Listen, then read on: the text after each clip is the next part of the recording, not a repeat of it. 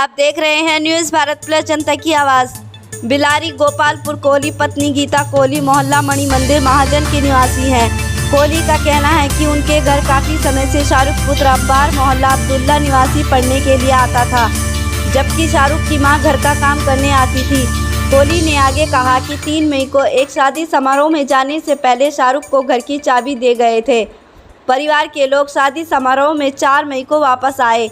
बीते दिन दिनांक 9 मई को गोपाल की पत्नी गीता ने घर की सफाई करने के दौरान अलमारी में देखा तो लाखों की जेवर चोरी हो चुके थे। घर के अन्य सदस्य पूछने पर पता चला कि शाहरुख 4 मई को सुबह बड़ी हड़बड़ाहट में एक थैला लेकर घर से निकल गया था।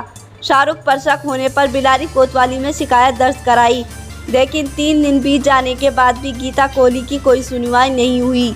आइए देखिए बिलारी से न्यूज़ भारत प्लस के लिए राजेश कुमार कश्यप की यह रिपोर्ट। क्या नाम है आपका? जी, मेरा नाम गीता कोहली है। मैं नगर बिलारी मंडल की कोषाध्यक्ष भी हूँ। और एक तो आज बिलारी कोतवाली परिसर में शिकायत ले गई, क्या कुछ मामला था? मामला ये था कि मेरे घर में एक महिला 2 साल से काम करती थी। जी। अपने बेटे के साथ, छोटा सा बेटा लेके, मतलब अपने लड़के को लेके आती थी मेरे साथ, और वो झाड़ू पोछा करती थी, वो बैठा रहता था। तो हमारा जो हमने एक पेट पाल रखा, उसकी थोड़ी देख रेख थोड़ी कर लेता था, और मतलब आता जाता था। फिर इसी दौरान हम लोग शादी में जा रहे थे। जी। 3 तारीख की। जी। 3 तारीख को हम शादी में जा रहे हैं। तो हमने इससे कहा कि शाहरुख नाम का लड़का है, हमने इससे कहा शाहरुख तू 2 घंटे यहाँ पे ब्रूनो के साथ रह लेना, और मतलब रुक जाना थोड़ी देर के लिए। और हम अपने कमरे की भी चाबी दे गए थे इसे, कमरे की चाबी दे गए थे। तो हम लोग तो चले गए। अब इसने बाद में हमारे घर से लॉकर में से सोना चुराया, जो कि उसकी कीमत बहुत है, 5 लाख। क्या क्या आपका चुरा है उसमें? सोना मेरा ये चुराया कि 3 सोने की अंगूठी हैं, और 1 डायमंड की अंगूठी है, चैन है, 2 ओम है, और 1 नथनी है, नथ है, और पायल है। तो इसकी शिकायत आपने बिलारी कोतवाली परिसर में की? जी, मैंने शिकायत करी कोतवाली में। मैं उनके पास गई, 8 तारीख को मैंने शिकायत करी रात में। तहरीर दे के आई। वो कोतवाल साहब नहीं थे, तो मैं दूसरों को देख के आ गई। उन्होंने कहा कि हम सुबह को देखेंगे। मैं सुबह में पहुंची।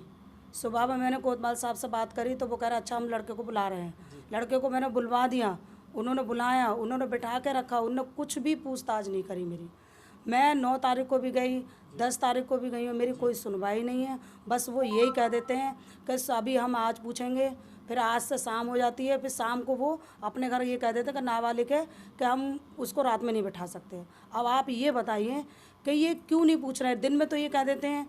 क्या उसको छोड़ दिया गया शाम को? शाम को बिल्कुल 7 बजे उन्होंने छोड़ दिया, और कह दिया कि नाबालिग है, सुबह को फिर बुला लेंगे।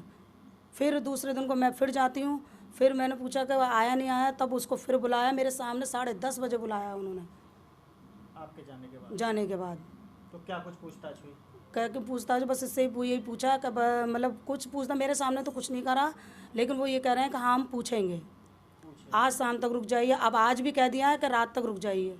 तो आज कितने दिन हो गए आपके? आज 8 तारीख को मैंने रात में दिए तहरीर, तो आज 10 तारीख हो गई है, मेरी कोई सुनवाई नहीं है। मैं बहुत परेशान हूँ। बिल्कुल, मैं तो एक कार्यकर्ता जो हूँ, वो बिल्कुल सुनवाई नहीं है मेरी। तो आम जनता का क्या होगा? तो अब आप क्या चाहती हैं? मैं तो यही चाहती हूँ कि मेरी सुनवाई हो, उस लड़के से पूछताछ करी जाए। और इसी दौरान मैं बताना भूल गई, उसी दौरान उसके बाप ने और भैया ने मुझे मारने की धमकी दी है, मेरे बच्चों को और मुझे। धमकी कैसे? सामने आकर दी? सामने आकर दी, फ़ोन पे दी है, मेरे पास रिकॉर्डिंग भी है। अच्छा, भाई फ़ोन आपको धमकी दी है? बिल्कुल, जान से मारने की धमकी? जान से मारने की धमकी। उन्होंने कहा मैं आपके बच्चों को भी देख लूँगा।